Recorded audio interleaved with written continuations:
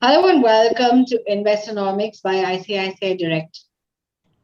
First of all, let me wish all of you women there watching our show today a very happy Women's Day.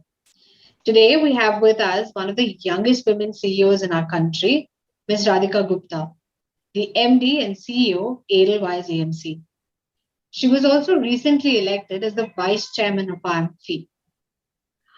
She's also an author, and she recently published her book Limitless, and she's a highly sought motivational speaker.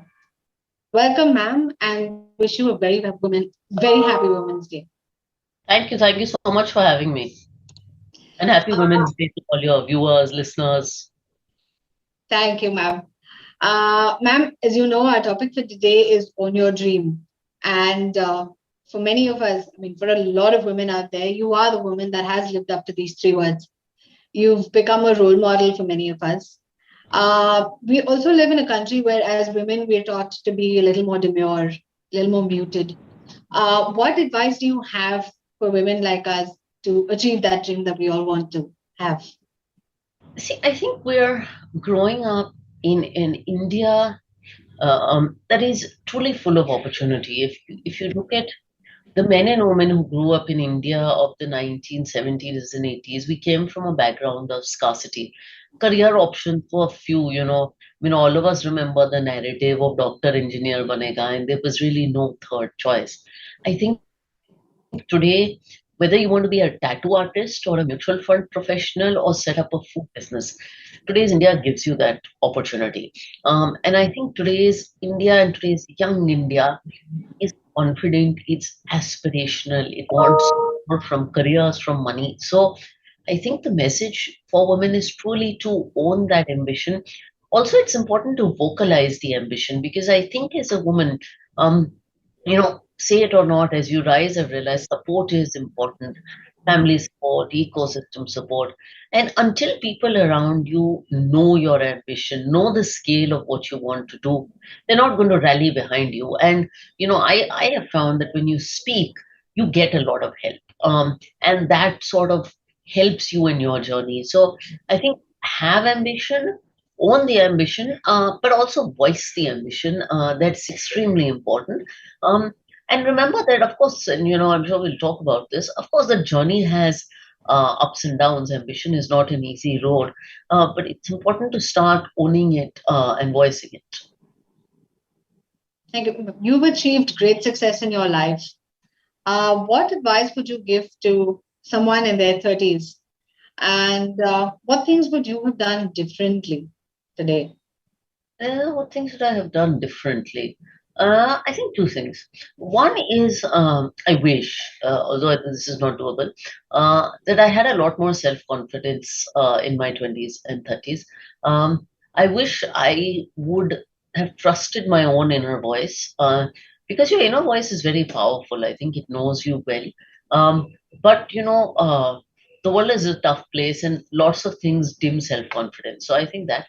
The second thing is, I would have invested much earlier than I did in not networking, but building a tribe of people who I can rely on for advice. I probably started doing this in my mid 30s. I should have started doing this as soon as I started working, building a network of people who would guide me through my career, who would help me think strategically about it. I did none of that. I write about this in my book, and I think it's something I wish young professionals do. So, those are two things that I wish I had done differently. I'm not one to regret mistakes. Because for every mistake you've made a lot of lucky correct bets. So I'm very excited about that. I think the other thing for women, I would say in the 20s and 30s, one thing that I did do and that I would advise is to take a certain amount of risk. I always think the best decision I made in my career was to move back to India. It was a big risk at that point, but it was the finest decision I made. Uh, and I think to all women, I would say take a lot more risk. Risk now doesn't mean leaving your job and starting a company. I think today we've come to associate risk only with startups. There are many forms of risk. It can be changing geographies, it can be working with a young company in your field, it can be learning a new skill, it can be doing it, it can be taking on a role in an industry association. There's so many dimensions to risk. But push that line, push that comfort zone, take some risk. I think your 20s and 30s are a time to take that risk. Um, Ma'am, you recently become a mother, and I'm sure your life would have completely been upended for a bit, but you were more committed than you were before, and being so occupied around the clock. How do you manage to balance your personal life with your professional life? Of course, ma'am, you've already said you have a lot of support, and but ma'am, how do you keep the personal and the professional life separate? Look, I think it is a combination of planning and a little bit of chaos and a little bit of fortune. And maybe I can dwell on all three. And what I should say is that, every woman's journey and every woman's answer to this question is different. So often when I'm asked this question, people look to me as an example, and it's a story, but it's not necessarily a replicable story because everyone's situation is very different. In my case, one, I made the choice to go back to work very soon, 6 weeks in. It's an unconventional choice, but it was a choice that I felt was important for me. I had been working for 17 years, and as I always say, motherhood and career is like raising twin children, right? One is a 17-year-old twin, one is a, you know, 8-month old, but both of them need you and need your time. And just because you're doing one doesn't mean you're not up to the other. So there's no either or in my life. The second thing, I think I have become better at prioritizing. I have always been a good time manager. That's one thing. I'm quick, I'm decisive, so I manage time well because I do so many things. Um, but I've become a lot more priority centric. So I actually write down my priorities on paper. And these are the things professionally and personally that are important to me. Everything else is extra. And so 80-90% of my time is subsumed by that. And then 10% if I want to do something, I do. But that really helps. The third is, I have to say support system is incredibly important. Now, I'm one of those women, like many women in India, who doesn't have a set of in-laws or parents living with me. And, India is increasingly becoming a lot more nuclear. Uh, Yes. I have a very large support system. I think Zia Modi had given me this advice that have help and backups, and she said, just like you invest in a support system at office that runs your office, you need one that runs your home. And I think that's extremely important. In my case, as I said, the situation is a little bit unique, so the support system is important. And finally, I think work from home has enabled a little bit of flexibility, so you don't need to sit in the office from 9 know anymore. You may go home at 5, take a couple of hours off, and then start working later in the night. So all those are possibilities. Uh, but we really are finding our own answers, each of us. Okay, ma'am. I think work from home is something a lot of women really require. And as you very correctly pointed out, it takes a village to raise a child. We do have that. Ma'am, talking about the importance of financial security, of course, it takes a village. And for us, it's for women. For me, especially, I mean, when I was growing up, my parents always said, you need to study so you can get married, and I'm sure that's a narrative that a lot of us women have heard. And it takes a lot of courage for us to step out and say, hey, you know what? I can be responsible for my own life. And what would your advice be for women today to be completely financially secure? It's a very important question. I think when I was growing up, I have an interesting background. My mother is like class topper, etc. Went to St. Stephen's, got into IIM Ahmedabad, and then decided not to pursue it because she decided to marry my father, who was a diplomat and started traveling around the world.